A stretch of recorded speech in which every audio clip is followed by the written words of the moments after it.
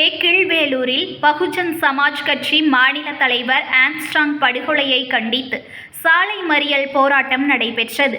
உண்மை குற்றவாளிகளை கைது செய்ய வலியுறுத்தி முழக்கம் எழுப்பியபடி சாலை மறியலில் ஈடுபட்டனர். பகுஜன் சமாஜ் கட்சி தமிழ் மாநில தலைவர் ஆம்ஸ்ட்ராங்கை அவரது வீட்டில் வெட்டி படுகொலை செய்தனர். இச்சம்பவம் தமிழக அரசியலில் பெரும் அதிர்வலையை ஏற்படுத்தியுள்ளது.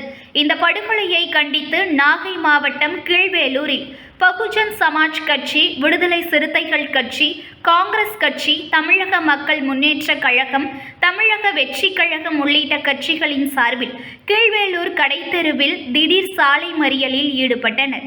உண்மை குற்றவாளிகளை கைது செய்ய கோரியும் தலித் தலைவர்களுக்கு பாதுகாப்பு வழங்க கோரி முழக்கங்களை எழுப்பினர்.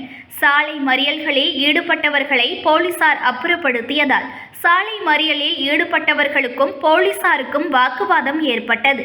இந்த திடீர் சாலை மறியல் போராட்டத்தால் நாகை திருவாரூர் தேசிய நெடுஞ்சாலையில் 1 மணி நேரத்திற்கும் மேலாக போக்குவரத்து பாதிப்பு ஏற்பட்டது.